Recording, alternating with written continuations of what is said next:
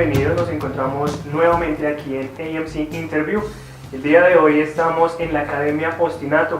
Nos encontramos con su director y fundador Diego Fernando Niño. Él es licenciado de la Corporación Universitaria Minuto de Dios y el día de hoy nos acompaña para hablar acerca de la música, esa pasión que tiene por un arte tan grande y tan universal como lo es la música. Diego, muy buenos días y bienvenido a AMC Interview. Buenos días, Miguel. Gracias a ti por invitarme. Bueno, Diego, hablemos, entrando en materia, hablemos de la Academia Ostinato. ¿De dónde sale el nombre, empezando por ahí? Pues a ver, uno de mis énfasis como músico es el canto. Entonces, cuando inicié mi carrera como docente, uno de los primeros trabajos que hice fue con niños haciendo diferentes juegos vocales, digámoslo así. Y uno de ellos era el ostinato. El ostinato consiste en cantar a la vez diferentes textos con diferentes melodías, pero todo dentro de una armonía. Es decir, que al cantarse afinadamente resulta un juego interesante para que los niños también desarrollen su parte auditiva y su parte vocal. Entonces, era uno de mis métodos favoritos cuando trabajo a nivel vocal, a nivel coral. Por eso decidí que ese fuera el nombre de la academia. ¿De dónde nace esa pasión por la música? ¿Por qué ese amor y pasión a la música? Pues es que yo desde que tengo uso de razón, toda la vida me ha apasionado. Desde pequeñito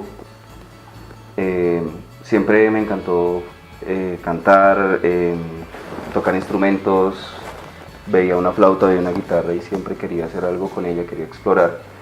Desde muy temprana edad, desde los 4 o 5 años.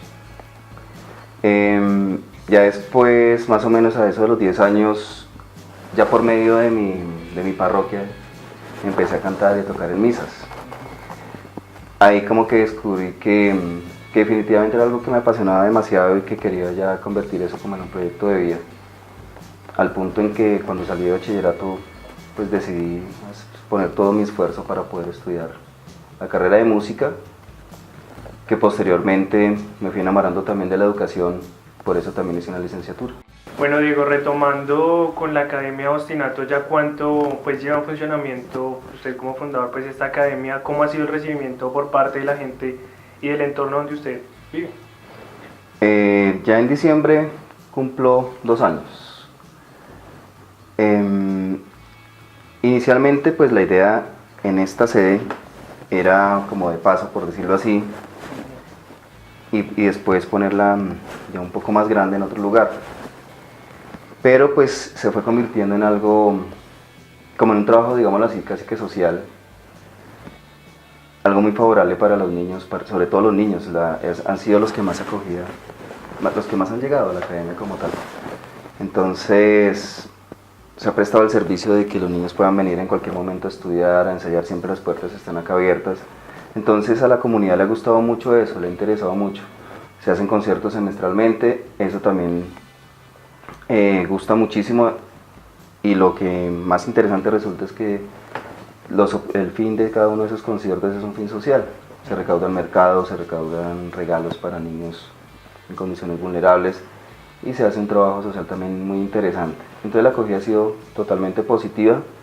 Todas las personas pues del sector conocen la academia y pues están muy a favor de ella. ¿Qué tan difícil o complicado puede ser crear o abrir una academia de música? Por ejemplo, en cuanto a recursos. Pues yo personalmente tuve algo a favor, y es que toda mi vida pues creo que la mayor parte de mis sueldos de todos los trabajos que he tenido los he invertido en música. Entonces, no, que me gustó esta guitarra, entonces compramos la guitarra, que me gustó esto, entonces poco a poco fui recolectando, por decirlo así, de una manera coloquial, muchos instrumentos. Entonces ya tenía como una pequeña base para poder iniciar un pequeño proyecto. Es obviamente muy complicado pues tú salir como esa zona de confort, yo que siempre trabajé en colegios, y tomar la decisión de que bueno, vamos a ver si tú mismo, por tus propios medios, eres capaz de vivir. ¿Sí? Entonces, que tú sabes que si tú pones tu empeño, ganas, y si no, pues no ganas. Ese es como el mayor temor al comienzo. Uno dice, ¿será que voy a ser capaz? Entonces, pues, yo lo que considero es que Uno no debe desconfiar en ningún momento de sus propias capacidades. Al mes de estar acá, de iniciar con este proyecto, ya supuestamente cuando dicen que no, que eso va a ser muy difícil, que va a ser muy duro, que tienes que estar dispuesto a que los primeros tantos meses no vas a recibir un peso, sino que solo vas a tener pérdidas, es completamente falso. O sea, tú desde el comienzo empiezas a ver ganancias. Por ejemplo, el cuento de los instrumentos y todo esto, los primeros meses van pagando de todo eso. O sea, aquí llega un punto en el que llevaba 4 meses y ya todos los nuevos insumos ya estaban pagos. O sea, la misma academia me fue dando todo. Pero sobre todo hay algo muy importante, y es algo que también yo le resalto mucho a los estudiantes, y algo que es muy importante para mi vida, y es la fe en Dios. O sea, como que todos mis planes, todos mis proyectos se los ofrezco a Él. Y cuando menos lo pienso, hay cosas grandísimas, y llegan cosas hermosas a la vida de uno. Bueno, ya saliéndonos un poco de lo que es Ostinato, en este caso la academia, ¿qué proyectos tiene Diego Fernando Niño como músico? ¿O qué está haciendo? ¿O qué hizo en proyectos musicales? Actualmente estoy tocando y grabando diferentes guitarras y voces en algunos proyectos de música, tanto católica como música popular, por decirlo así. Tenemos un proyecto con un grupo de funk, de Latin Jazz. Hay diferentes proyectos en los que estoy ahorita. A futuro, pues, ¿qué quiero? Quiero abrir la nueva sede de Ostinato. Tengo el proyecto de hacer una fundación en Ciudad Bolívar, que es donde yo viví cuando pequeño, y pues sobre todo enfocarme en la población vulnerable, que ya sea una fundación obviamente sin ánimo de lucro, en cierta forma, pues por tratar de también demostrarle, llevarle como mi testimonio, por decirle así, a los muchachos a los que a veces hay algunos que no tienen esperanzas, como de surgir, todo eso, y demostrarles que absolutamente todos podemos lograr cualquier sueño que nos propongamos. Y que la música, pues es algo también que ayuda a eso, ¿no? No solamente verla como ¿cómo decirlo? Como un distractor, como por diversión, sino que también es una herramienta para levantarse, ¿no? Para la formación integral y precisamente, sí, para surgir. Pueden hacer muchas cosas con música. Diego, otra de las cosas que pues queremos preguntarle también, ya que usted es músico, pues obviamente licenciado en esta arte, es ¿qué opina usted de la música que actualmente se está moviendo, llamémoslo de esa manera, de nuestros artistas nacionales? Por ejemplo, las nominaciones a los premios Grammy Latino que se vienen ahorita, pues en noviembre, por ejemplo, de Manuel Medrano, si no estoy mal, de este man, que es otro de los artistas también que pues se ha venido con el tiempo pues dando reconocimiento a este grupo. ¿Qué opina de todo lo que se ha levantado en la música colombiana, de nuestros artistas nacionales? Pues yo opino que hay unas propuestas muy interesantes. O sea, hay una corriente que viene desde hace muchísimos años haciendo fusión, ¿sí? Cogiendo rock, pop, rhythm and blues, una cantidad de estilos y géneros musicales, combinándolos con cumbia, con vallenato, con lo que ha hecho Carlos Vives, que fue uno de los pioneros en ese tipo de experimentos, por decirlo así. Hay cosas muy, muy buenas, por ejemplo Chuck It Down, los mismos proyectos, los que tú me mencionabas, Manuel Medrano. Hay proyectos muy interesantes, Andrés Cepeda, el mismo Juanes, Shakira, todo lo que hemos visto por ahí. Sin embargo, me cuestiona un poco la cuestión ya del apoyo, del patrocinio como tal del Estado hacia la música colombiana, como tal. Y considero que por culpa de eso, como tal, el folclore y la música nuestra, nuestras raíces se están perdiendo cada vez más. Sí, o sea, sí, metemos algo del Pacífico, metemos algo de las costas Caribe o Pacífica, pero en realidad la esencia se está perdiendo cada vez más. Entonces, sin desmeritar ningún estilo musical, ningún folclore de ningún país, nos estamos saliendo de nuestras raíces y nos estamos convirtiendo, parecemos más norteamericanos, parecemos más europeos en ciertas cosas. Entonces, a veces se abusa un poquito de eso y se han olvidado muchísimo nuestras raíces.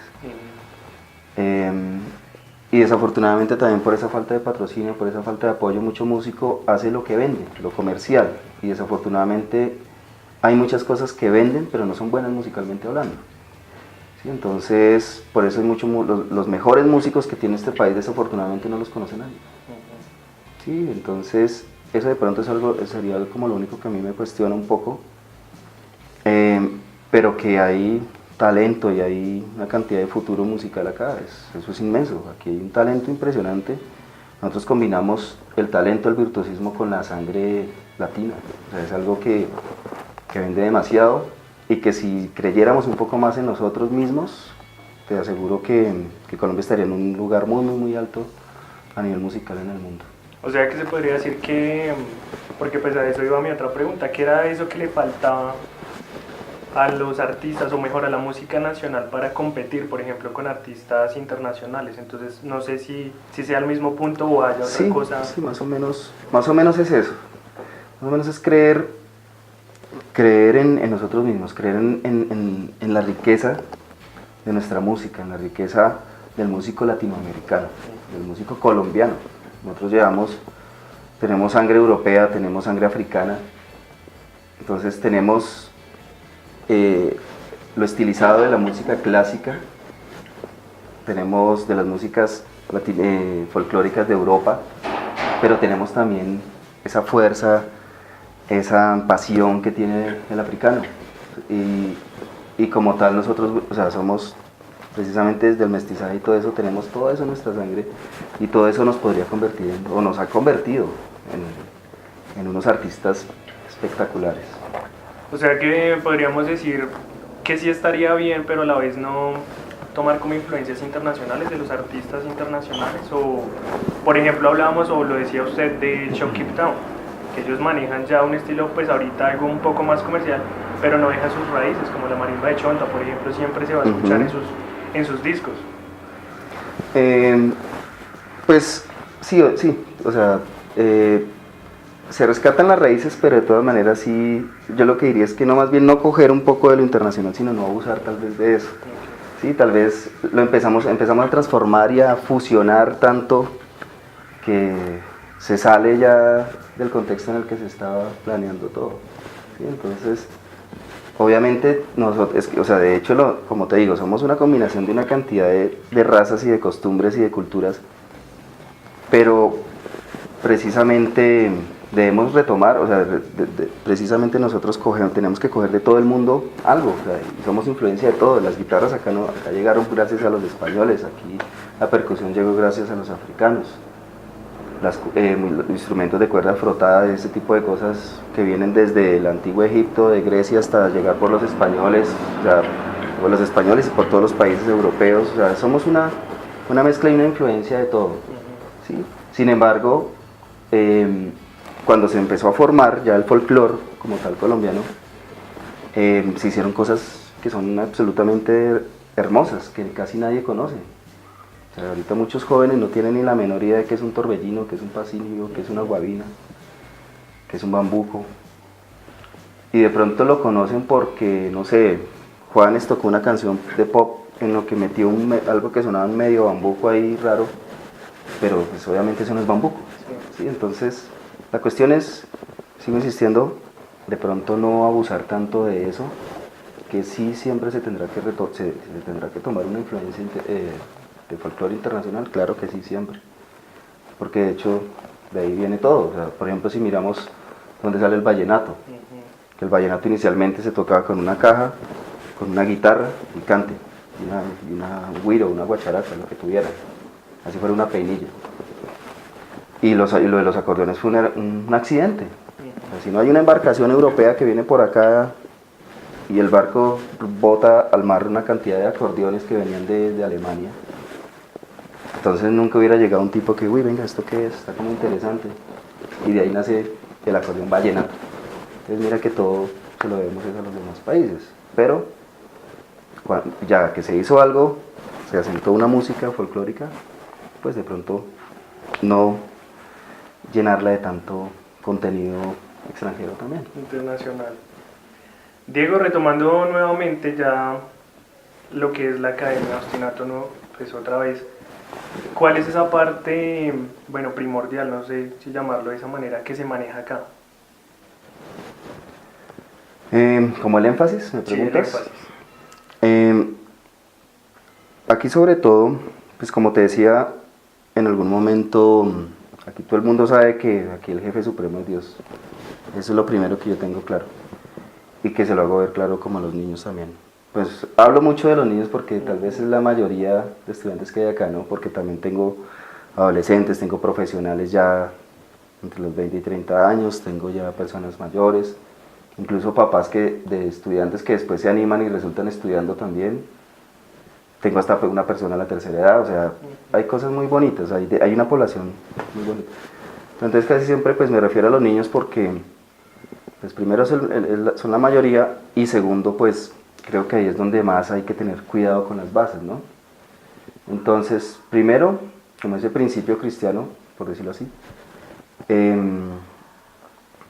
y en segundo lugar ya la parte del trabajo en equipo. Pese a que las clases son personalizadas, yo hago ensambles y yo hago los conciertos con esa finalidad. O sea, yo primero formo a cada niño, uno por uno, viendo su potencial, porque precisamente eso fue una de las cosas que me hizo a mí independizar, que es muy complicado cuando tú trabajas con 30, 40 niños en un salón de clase, sabiendo que cada uno es un universo completamente distinto. Pues por más que tú quieras, el tiempo no te alcanza para poder hacer un proceso coherente musical. Entonces acá por eso yo doy las clases personalizadas y en lo que enfatizo es en que cada niño es un universo distinto, pero que trabajen después en equipo. Ya de resto ya es pues toda la parte musical como tal, se les enseña solfeo a todos, solfeo rítmico, solfeo rizado, solfeo entonado. Yo como pues soy cantante, ese es uno de mis mayores énfasis, pues a todos en algún momento los resulto poniendo a cantar. Por ejemplo, ahorita para Navidad hay coro navideño, y ahí participa desde el más chiquito hasta el más grande. Y sobre todo le resalto a cada niño y a cada adulto sus potenciales. Aquí, hay algo que yo desde que empecé como maestro tengo en mi cabeza y es que absolutamente todos somos capaces de lo que nos propongamos. Cuando algunas personas me dicen, uy, profe, pero ¿será que mi hijo sí puede aprender música? Entonces ahí es donde lo que hablábamos tal vez antes sobre como esa desconfianza que hay. Absolutamente todos podemos. Yo tengo algo en mi cabeza que puede ser inclusive un poquito, me puedo estar yo mismo dando en la cabeza. Y es que cuando el estudiante no aprende, la culpa no la tiene el estudiante sino el maestro. Esa es como una filosofía que yo tengo. Y me estoy dando duro a mí mismo y le estoy dando fuerte a mi gremio. Pero yo me he dado cuenta que es así. Sí, o sea, yo no podría decir, no, es que ese estudiante es malo. No, lo que pasa es que el profesor no pudo. Entonces esa es una de mis filosofías también. Y a lo largo de mi carrera en colegios, sufrí mucho por eso, porque no tenía el tiempo suficiente para dedicarle a cada estudiante como se lo merecía. Entonces si algún estudiante no respondía, era culpa mía y culpa de la institución porque no me permitió o no le permitió al estudiante tener como las personas a su alrededor que lo capacitaran como él se lo merecía. Y desafortunadamente es el gran problema que tiene la educación en este país. A eso iba pues también otra pregunta, Diego, ¿ya cuánto lleva como docente y cuál ha sido, no sé, menciónenos una de esas anécdotas que lo hayan marcado a usted en ese trayecto de docencia, de la docencia? Yo llevo aproximadamente unos 16 años de docente. Me fui formando durante mi experiencia de trabajo. Sí, yo entré como técnico y poco a poco fui estudiando la licenciatura. Poco a poco pues fui haciendo especializaciones, una cantidad de cursos y cosas. Entonces pues sí, ha sido más o menos un bagaje de unos 16 años o un poquito más tal vez. Una de las experiencias más fuertes y más trascendentales para mí tal vez fue en Ciudad Bolívar, en Sierra Morena, en el barrio Sierra Morena. Yo trabajé en el CEDIT Ciudad Bolívar. Ahí tuve hay dos experiencias muy bonitas. Una que es un poquito, o sea, es la más fuerte porque pues fue una niña que sufrió violación por parte del abuelo y una cantidad de cosas terribles. Y por el otro lado pues un muchacho que vivía en una caseta de Postobón, que ahora es un gran músico de la Nacional, un gran guitarrista clásico. Pero tal vez pues por lo trascendental y lo duro pues del caso de la niña, pues tal vez ese me ha marcado muchísimo. Es bastante trascendental porque cuando yo llegué al colegio a dar clase de música, pues la niña me recibió o sea, tirando el puesto y salió a correr. Yo dije, ¿pero qué pasa con ella? Y se fue, tiró la puerta del salón y se fue corriendo. Yo, uy, algo raro pasa. Yo apenas tenía 20 años, más o menos, 21 años. Después en cierta forma, era mi primer colegio grande en el que yo trabajaba.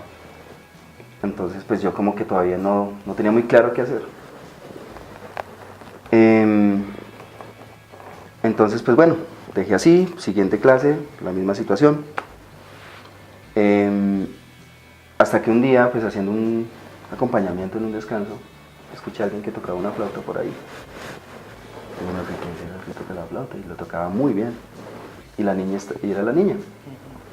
La niña estaba ya sentada en un rinconcito tocando la flauta.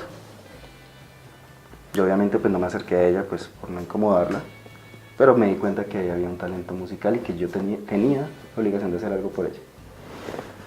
Entonces la niña era igual con todos los hombres, trataba mal a todos los hombres, jugaba micro y les daba duro a todos los hombres. Entonces era un personaje, una niña que después yo, bueno, ¿qué es lo que pasa con esta niña? Yo sabía que algo duro pasaba ahí.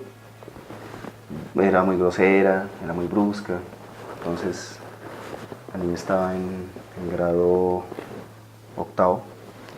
Entonces, bueno, empecé a hacer como el seguimiento. Yo, obviamente, pues mi objetivo era hacer una orquesta musical en ese colegio. Y empecé a hacer la convocatoria, empecé a hacer audiciones, bueno, muchachos, empecé a hacer el grupo y empezamos a formar ya como tal los horarios de ensayos y todo este tipo de cosas. Un día yo tenía planeada una clase y la niña se quedó en clase. Pues yo al ver que la niña está en clase, pues hice clase de flauta. Y la niña se mostró muy interesada en la clase y de ahí en adelante como que la niña no faltaba a las clases y ya pude tener una cierta cercanía con ella. Después averigué con rectoría, después averigué con coordinación y me enteré lo que te comentaba, que la niña sufría violación, la había violado el abuelo, la mamá lo supo todo y no hizo nada. Entonces pues yo dije, pues me meteré en un problema de lo que sea, pero yo voy a demandar. Entonces me metí mucho en ese caso, en eso. El rector me decía, no se meta en problemas, no sé qué. Que eso fue una de las cosas que a mí me dolió mucho, que el rector de ese servicio no hiciera nada en ese entonces. Pero entonces la cuestión fue que llegó el punto en que la niña la convencí de que entrara a la orquesta. Y por ella dije, bueno, yo quiero sensibilizar un poco a esta niña. Y yo dije, pues creo que un instrumento que la puede sensibilizar mucho es el violín. Entonces hicimos como un pequeño concierto y todo esto, profundos violín de la niña, Margarita. ¿Sí? Y le compramos el violín. Yo no sabía tocar violín y le iba a enseñar a tocar violín. Entonces fue muy bonito porque pues gracias a ella yo aprendí a tocar violín. ¿Sí? Entonces yo empecé con eso y pues ya con el tiempo nos fuimos, ella se hizo muy amiga de todos en el grupo, fue cambiando la niña poco a poco, un proceso que la sensibilizó, se pudo lograr lo del abuelo, una cantidad de cosas para que ese niño se fuera a pagar lo que se merecía y la niña terminó su bachillerato y ahorita es una persona de bien que olvidó todo ese tipo de cosas y que se pudo hacer mucho por ella y eso ya es una profesional también. Bueno, Diego, ya para finalizar, ¿cuál sería la invitación que usted le deja así muy puntual a todos nuestros televidentes acerca de la música? La invitación es que, primero que todo, para todos, disfrutemos completamente de la música. Disfrutemos cada sonido, disfrutemos cada nota, cada melodía, cada armonía, absolutamente todo lo disfrutemos al máximo. A las personas que les gusta la música o las personas que quieren vivir de la música, no lo duden un solo instante, no lo duden. Alguna vez alguien me dijo, usted nunca va a vivir de charrasquear una guitarra. y ahorita todo lo que tengo se lo debo a la primera guitarra que charrasqué. Entonces, ¿por qué? Porque creí en lo que yo podía hacer. Es decir, simplemente crean en lo que ustedes, de lo que ustedes son capaces, pero eso sí esfuércense al máximo, porque la música no es simplemente, ay no, yo soy talentoso y ya me sonó bonito y ya. Hay que estudiar muchísimo, hay que dedicarle muchas horas diarias, hay que entregar la vida a la música, si quieres ser buen músico y si quieres vivir de la música. Bueno, Diego, muchísimas gracias por habernos acompañado el día de hoy. Miguel, con muchísimo gusto. Bueno, Gracias a ti. ustedes nos escuchamos en una próxima, nos vemos en una próxima oportunidad.